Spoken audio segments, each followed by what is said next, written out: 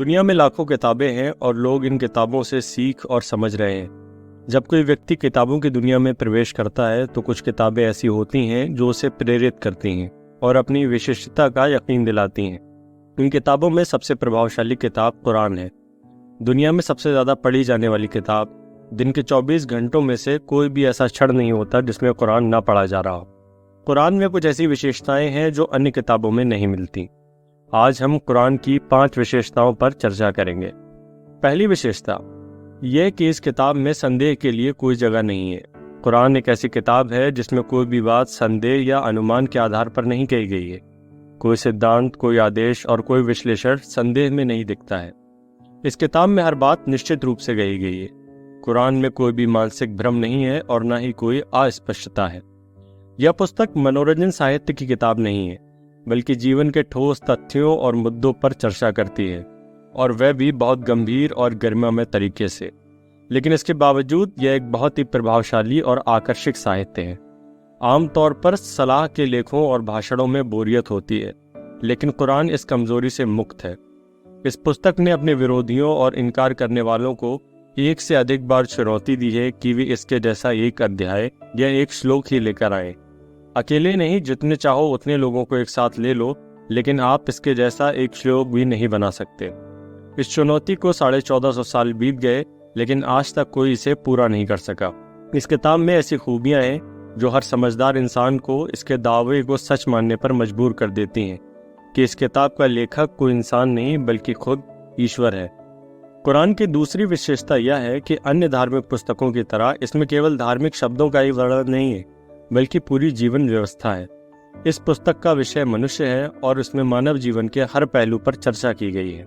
इसमें वे बुनियादी सत्य शामिल हैं जिन पर यह संपूर्ण ब्रह्मांड चल रहा है और जिसके तहत जीवन प्रकट होता है और विकसित होता है। इसमें वे ऐतिहासिक सिद्धांत शामिल हैं जिनके तहत राष्ट्रों का उत्थान और पतन होता है, और वे नैतिक संहिता है जो व्यक्तियों और समाज के जीवन को नियंत्रित करती है। कुरान की तीसरी विशेषता यह है कि यह फुरकान है, यानी सही और गलत, सच और झूठ, अच्छे और बुरे के बीच अंतर को स्पष्ट करता है। यह पुस्तक सब कुछ स्पष्ट रूप से समझाती है। कुरान में इस मामले को बेहतरीन तरीके से समझाया गया है।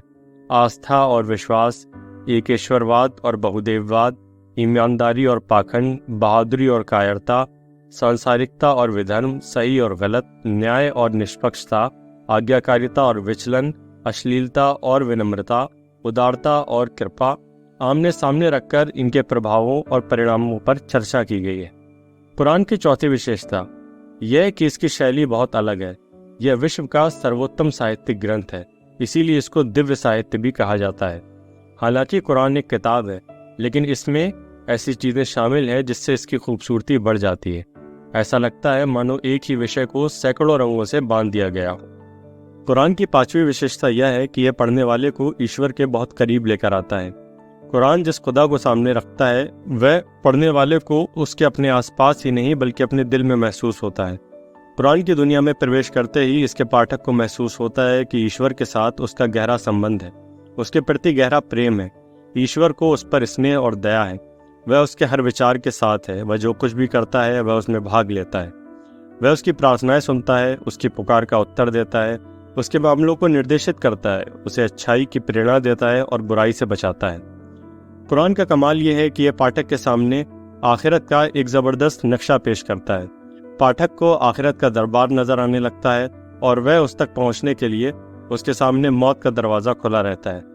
वह न्यायालय जहां रिश्वत नहीं चलेगी, न सिफारिश के बल पर अधिकारियों को वश में करना संभव होगा, न कोई किसी को फिरौती देगा, न वकीलों की बातें काम आएंगी, न मित्र और सगे संबंधी सहारा दे सकेंगे, न रोने से लाभ होगा और न चिल्लाने से। वहां बस एक ही कानून होगा कि जिसने भी रत्ती भर अच्छे कर्म किए होंगे वह उसका परिणाम देखेगा, और जिसने रत्ती भर बुराई की होगी वह उसका परिणाम देखेगा। यदि आपको अधिक जानकारी चाहिए तो आप हमारे टोल फ्री नंबर पर संपर्क कर सकते हैं और अपनी मातृभाषा में कुरान को प्राप्त कर सकते हैं।